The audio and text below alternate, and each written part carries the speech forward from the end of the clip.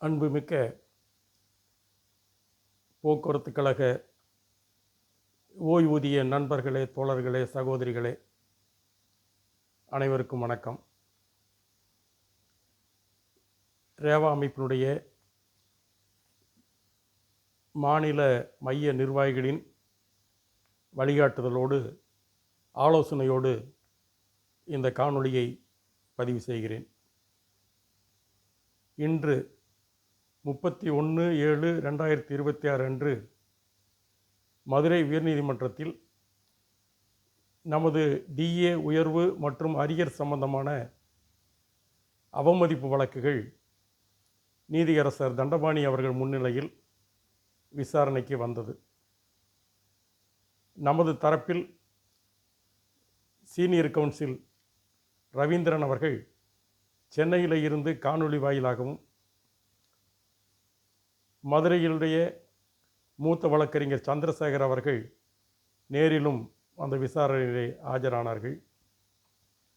அரசு தரப்பினுடைய கூடுதல் தலைமை வழக்கறிஞர் பாலசுப்ரமணியம் அவர்கள் சென்னையில் இருந்து காணொளியிலே ஆஜரானார்.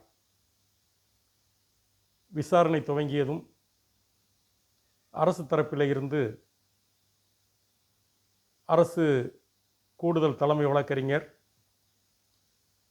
இதுவரை நாங்கள் இப்படியெல்லாம் செய்திருக்கிறோம்,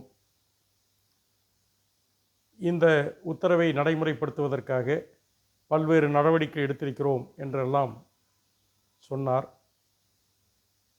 சொன்னதோடு மட்டுமில்லாமல் ஒரு 18 பக்கம் உள்ள பிரமாண பத்திரத்தை தாக்கல் செய்தார்கள். அந்த பிரமாண பத்திரத்தில் விவரங்களை பின்னால் வருகிறேன். அதற்கு முன்பாக கடந்த விசாரணையிலே சொன்னதைப் போல அரியர் கொடுப்பதற்கு அரசு முன்வருகிறோம். ஆனால் நிதி நிலைமை காரணமாக தொகை சம்பந்தமாக பேசி முடிவு செய்வதற்கு தயாராக இருக்கிறோம் என்ற வாதத்தை முன்வைத்தார்கள். அதே வாதத்தை இன்றைய விசாரணையில் சொன்னார்கள். நமது சீனியர் கவுன்சில் ரவீந்திரன் அவர்கள் இதிலே பேசுவதற்கு ஒன்றுமில்லை, டிஏ நிலுவைத் தொகையை கொடுப்பதை தவிர உங்களுக்கு வேறு வழியும் இல்லை, எப்படி கொடுப்பது, எப்போது கொடுப்பது என்பதை, எப்போது கொடுப்பீர்கள் என்பதை மட்டும் சொல்லுங்கள், பேசுவது சம்பந்தமாக கிட்டத்தட்ட ஒரு 7-8 ஆண்டு காலமாக நாம் பேசிவிட்டோம் என்ற வாதத்தை முன்வைத்தார். அரசு தரப்பில் இருந்து தாக்கல் செய்த அந்த 18 பக்க பிரமாண பத்திரத்திலே அரசாணை 142 தேதி 26/8/2019 பிறப்பிக்கப்பட்ட ஒப்பந்த உயர்வு, ஊதியக்குழு உயர்வு அடிப்படையில் பென்ஷனை உயர்த்தி வழங்குவது, பென்ஷன் அரியர் வழங்குவது, டிஏ குறித்த அரசாணை 142 பிரிவு சி அதை மாற்றியமைத்து டிஏ உயர்வு வழங்க வேண்டும், பணியுள்ள தொழிலாளிக்கு இணையாக என்ற அந்த உத்தரவு. அந்த உத்தரவின்படி 13வது ஊதியக்குழு, 13வது சம்பள ஒப்பந்தம் மற்றும் 7வது ஊதியக்குழுவினுடைய பென்ஷன் அரியராக 13/6/2024 34.73 கோடி கொடுத்துவிட்டோம். 14வது ஊதிய ஒப்பந்த படி பென்ஷன் உயர்த்தி அதற்குண்டான அரியர் 12.48 கோடியை 15/3/2025 7/4/2025 தேதிகளிலே கொடுத்துவிட்டோம். டிஏ உயர்வு சம்பந்தமாக, டிஏ உயர்வை பொறுத்தவரை தீர்ப்பில் குறிப்பிட்டிருந்த அரசாணை 142 அந்த உத்தரவு ஓய்வூதிய நம்பக விதிக்கு எதிரானது என்பதால் அதை மாற்றியமைத்து டிஏ உயர்வு வழங்க வேண்டும் என்ற அந்த சரத்து, அந்த உத்தரவினுடைய வரி வார்த்தை. அந்த ஓய்வூதிய நம்பக விதியிலே டிஏ வழங்கும் அந்த 20A என்ற அந்த விதியை நிலைநிறுத்தியது, அதை உறுதிப்படுத்தியது நம்முடைய அமைப்பு என்பதை கடந்த காணொளியிலே நாம் தெளிவாக சொல்லியிருந்தோம். ஆகவே அந்த அடிப்படையிலே அந்த உத்தரவு அரசாணை 142 பிரிவு சி மாற்றி அமைக்கப்பட்டு 2025 பிப்ரவரி மாதத்திலே இருந்து 2026 ஜூன் மாதம் வரை டிஏ உயர்வாக 1062.77 கோடியை வழங்கியுள்ளோம் என்ற அந்த விவரங்களை சொல்லியிருந்தார்கள். அவர்கள் இதுவரை நடந்ததை சொல்லியிருக்கிறார்கள். அதோடு கூடுதலாக இந்த 18 பக்க அபிடவிட்டினுடைய 11வது பாரா 11வது பத்தியில் சென்னை உயர்நீதிமன்றத்தில் நடந்த அவமதிப்பு வழக்கு 240/2025 அந்த வழக்கு 27/2/2026 சென்னை விசாரணையிலே அந்த வழக்கினுடைய மனுதாரர்கள் இதே போன்ற அவமதிப்பு வழக்கு மதுரை உயர்நீதிமன்றத்திலும் நடக்கிறது. அந்த வழக்கினுடைய தீர்ப்பு எங்களது வழக்கினுடைய தீர்ப்பிலே ஒரு முரண்பாட்டை ஏற்படுத்திவிடும், முரண்பாடாக அமைந்துவிடக்கூடாது என்று ஆகவே மதுரை வழக்கை சென்னைக்கு மாற்ற வேண்டும் என்று கேட்டோம். அரசு தரப்பிலே இருந்து தலைமை நீதிபதி அரசரை கேட்டு 12/3/2026 அன்று நம்முடைய 240/2025 வழக்கும் மதுரையில் நடக்கூடிய 1471 சம்பந்தப்பட்ட 12 வழக்குகளோடு சேர்த்து 14 வழக்குகள் அவமதிப்பு வழக்குகள் மதுரை உயர்நீதிமன்றத்தில் இருக்கிறது. இன்றைக்கு தாக்கல் செய்த அந்த அபிடவிட்டிலே அந்த 14 வழக்குகளுடைய எண்கள் கொடுக்கப்பட்டிருக்கிறது. அது மட்டுமல்ல, அந்த வழக்கினுடைய முதல் வழக்கு எண்ணோடு கூடுதலாக இதனோடு சம்பந்தப்பட்ட என்று சொல்லி மற்ற வழக்குகளும் குறிப்பிடப்பட்டிருக்கிறது என்பதை இந்த நேரத்திலே குறிப்பிட்டு சொல்ல வேண்டும். ஏனென்று சொன்னால், தான் மட்டுமே தங்களால் தான் என்று இன்றைக்கு ஓய்வூதியர்கள் மத்தியிலே ஒரு பிம்பத்தை ஏற்படுத்தி கொண்டிருக்கக்கூடிய அந்த அமைப்புகளுக்கு அதிகாரப்பூர்வமாக அல்லது ஆதாரப்பூர்வமான பதிலாக நீதிமன்ற குறிப்புகளிலே இருக்கிறது. நாம் பல முறை சொன்னாலும் கூட அவர்கள் அதை ஏற்றுக்கொள்ள தயாராக இல்லை. ஒரே தவறை ஒரே பொய்யை திரும்ப திரும்ப சொல்லுவது என்று முடிவெடுத்து செயல்படக்கூடிய ஒரு நிலையில் இருக்கிறது. அது இருக்கட்டும், பார்த்து கொள்ளலாம். அடுத்து முக்கியமான விஷயத்துக்கு இப்போது வருவோம். இன்றைக்கு தாக்கல் செய்யப்பட்ட 18 பக்க அபிடவிட்டிலே கடந்த விசாரணையிலே 9/7/2026 விசாரணையிலே அரசு தரப்பு வழக்கறிஞர் டிஏ அரியர் கொடுப்பது சம்பந்தமாக அரசிடம் கலந்து பேசி வந்து சொல்லுவதாக உத்தரவாதம் அளித்து சென்றார். அந்த அடிப்படையிலே இன்றைக்கு இந்த பிரமாண பத்திரத்தை தாக்கல் செய்தார்கள். அதிலே 18 பக்கத்திலே நாம் குறிப்பிட்டு சொல்ல வேண்டிய விஷயம், அகவிலைப்படி நிலுவைத் தொகை தொடர்பாக 2/3/2023 தேதியிட்ட தீர்ப்பின் விளக்கம் குறித்து தோழர்கள் நன்றாக கவனிக்கவும். அகவிலைப்படி நிலுவைத் தொகை தொடர்பாக 2/3/2023 தேதியிட்ட தீர்ப்பின் விளக்கம் குறித்து அரசின் நிலையான சட்ட நிலைப்பாட்டிற்கு பாதகமில்லாமல் கொள்கை ரீதியாகவும் நீண்டகால வழக்குகளுக்கு முற்றுப்புள்ளி வைக்கும் நோக்கிலும் இதோடு சம்பந்தப்பட்ட வழக்குகள் 1147 மற்றும் அது தொடர்பான வழக்குகளின் அவமதிப்பு வழக்கு 1471 மற்றும் அதோடு தொடர்புடைய நம்முடைய 240/2025 உள்ளிட்ட 12 வழக்கினுடைய நிலைப்பாடுகளுக்கு பாதகம் இல்லாமல், அரசினுடைய சட்ட நடவடிக்கைக்கு பாதகம் இல்லாமல் அரசு போது பரிசீலித்து 1147 சம்பந்தப்பட்ட வழக்குகளின் தீர்ப்பு வெளியான 2/3/2023 முதல் டிஏ அரியர் கொடுப்பதற்கு அரசு முன்வந்திருக்கிறது, தயாராக உள்ளது. இதன் மூலம் மொத்தமாக சுமார் 1829.64 கோடி செலவாகும்.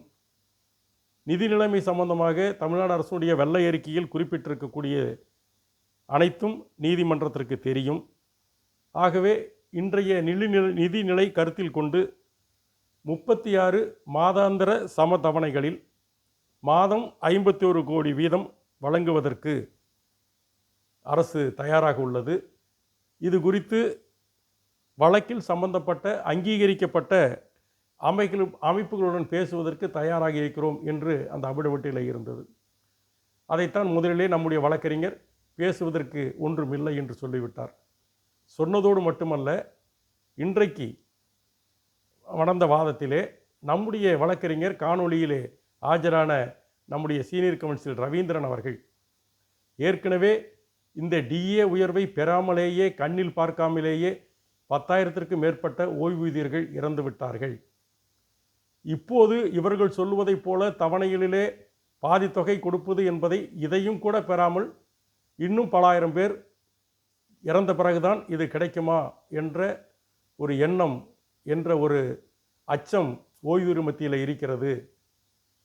ஏற்கனவே கடந்த 28/4/2025 அன்று மதுரை உயர்நீதிமன்றத்திலே ரேவா நிர்வாகிகளுடைய 492 539 வழக்குகளிலே ஆஜரான மறைந்த நம்முடைய வழக்கறிஞர் அஜய் கோஷ் அவர்கள் அந்த நீதிமன்றத்திலே அன்றைய விசாரணையிலே சமர்ப்பித்த நிர்வாக தரப்பிலே இருந்து நீதிமன்றத்தில் எவ்வளவு நிலுவை இருக்கிறது, எவ்வளவு நிலுவை தர வேண்டி இருக்கிறது என்று குறிப்பிட்ட அந்த ஆவணத்தை, அந்த தஸ்தாவேஜை நீதிமன்றத்திலே தாக்கல் செய்தார்.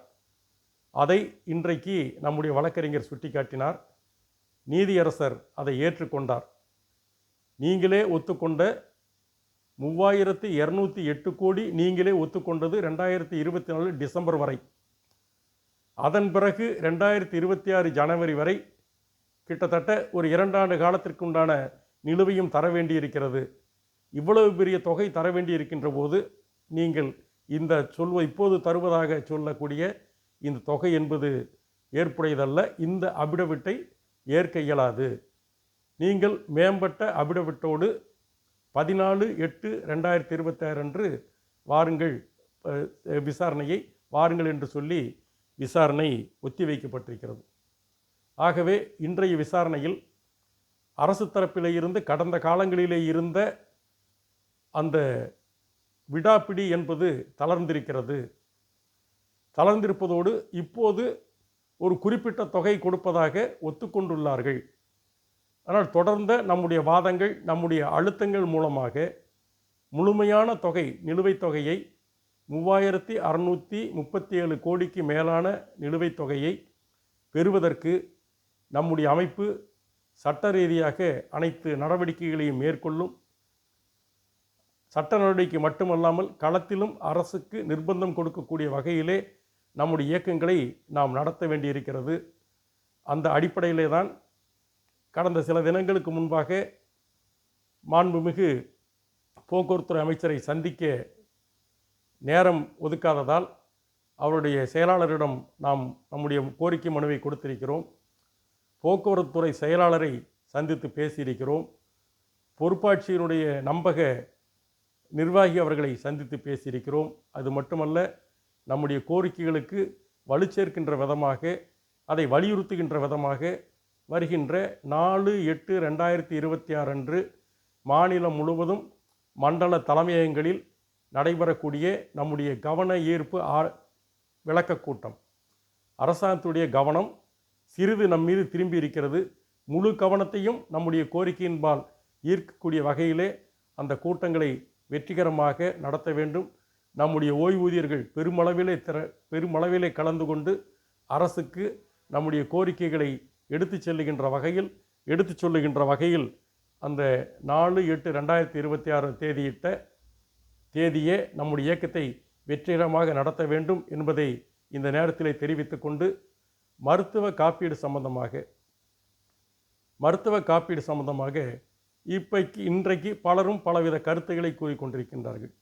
28 ஆண்டு காலமாக மருத்துவ காப்பீடு இல்லாத நிலையில் கண்டுகொள்ளாதவர்கள் 2024ஆம் ஆண்டிலே இந்த மருத்துவ காப்பீட்டு திட்டத்தை அமுல்படுத்துவதற்கு அரசாங்கம் முன்வந்து விருப்புரிமை கேட்டபோது அன்றைக்கு இருந்த சூழ்நிலையில் நமக்கு பாதகமாக இருந்ததால் அதை மாற்றியமைக்க வேண்டும், அதிலே திருத்தங்கள் செய்ய வேண்டும் என்று நமது அமைப்பு கொடுத்த அந்த ஆட்சேபனைகள் பரிசீலிக்கப்படாததால் அதிகமாக யாரும் அதிலே விருப்புரிமை கொடுக்கவில்லை. ஆனால் 2026 ஜூலை முதல் அமுலாக இருக்கின்ற அந்த மருத்துவ காப்பீடு திட்டத்திற்குண்டான அரசு ஆணையிலே தெளிவாக இருக்கிறது. அந்த அடிப்படையிலே அந்தந்த பொதுத்துறை நிறுவனங்கள் அதன் ஓய்வூதியர்களுக்கான முன்பண தொகையை அந்த நிறுவனங்கள் செலுத்த வேண்டும். அரசிடம் நிதியை எதிர்பார்க்கக்கூடாது என்ற ஒரு சரத்து இருக்கிறது. அதை சுட்டிக்காட்டி போக்குவரத்து கழகங்களே மருத்துவ காப்பீட்டுக்கான ஓராண்டு முன்பணத்தை மொத்தமாக செலுத்த வேண்டும் என்று வலியுறுத்தியிருக்கிறோம். நம்முடைய தீர்மானங்களிலே சொல்லியிருக்கிறோம். நம்முடைய மதிப்பிற்குரிய போக்குவரத்துறை செயலாளரிடமும் சொல்லியிருக்கிறோம். இப்போது அது சம்பந்தமான நடவடிக்கைகளை அரசாங்கம் எடுத்து வருகிறது, நம்பகம் எடுத்து வருகிறது.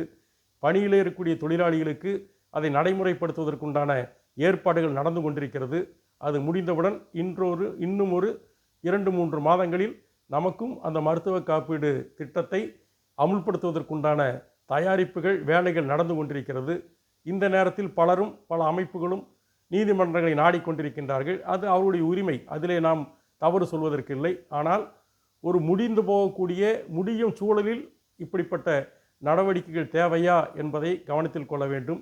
மேலும் இதையே காரணம் காட்டி பிரச்சனை நீதிமன்றத்திலே இருக்கிறது, ஆகவே இது இப்போதைக்கு செய்ய முடியாது என்று அரசாங்கத்திற்கு ஒரு வழி ஏற்படுத்தி கொடுக்கின்ற மாதிரியான ஏற்பாடுகள் என்பதும் இருந்து கொண்டு இருக்கிறது என்பதை ஓய்வூதியர்கள் புரிந்து கொள்ள வேண்டும். நம்மை பொறுத்தவரை, ரேவாவை பொறுத்தவரை எப்போது என்ன செய்ய வேண்டுமோ அதை சரியாக செய்வோம். அது சட்ட ரீதியாக இருந்தாலும் சரி, களப்போராட்டமாக இருந்தாலும் சரி, அதை சிறப்பாக செய்வதற்கு நம்முடைய நிர்வாகிகளும் நம்முடைய உறுப்பினர்களும் தயாராக இருக்கின்றார்கள். ஆகவே அந்த அடிப்படையில் நம்முடைய அடுத்தடுத்த கட்ட இயக்கங்களுக்கு திட்டமிடுவோம். 4ஆம் தேதி கோரிக்கை கவனஈர்ப்பு கூட்டத்தை வெற்றிகரமாக்குவோம். 14/8/2026 நீதிமன்றத்திலே அரசினுடைய நிலைப்பாட்டை பொறுத்து அடுத்த கட்ட நம்முடைய நடவடிக்கைகள் எடுப்போம். நம்மை பொறுத்தவரை, நம்முடைய அமைப்பை பொறுத்தவரை பேச்சுவார்த்தைக்கு தயாராக இல்லை. தவணை என்பதும் நீண்டகால தவணை என்பதும் மிக குறைந்தபட்ச தொகை என்பதையும் ஏற்றுக்கொள்வதற்கு தயாராக இல்லை. அதற்கு தக்கவாறு அரசு 14ஆம் தேதி என்ன சொல்லுகிறதோ அதை நம்முடைய மாநில நிர்வாகிகள் கலந்து பேசி அதில் இருக்கக்கூடிய சாதக பாதகங்களை அலசி வழக்கறிஞரோடும் கலந்து கொண்டு நாம் முடிவெடுப்போம் என்பதை கூறிக்கொண்டு இந்த காணொலியை மூலம் உங்கள் மத்தியிலே இந்த விஷயங்களை கூறி மீண்டும் அடுத்த காணொலியில் சந்திப்போம். நன்றி, வணக்கம்.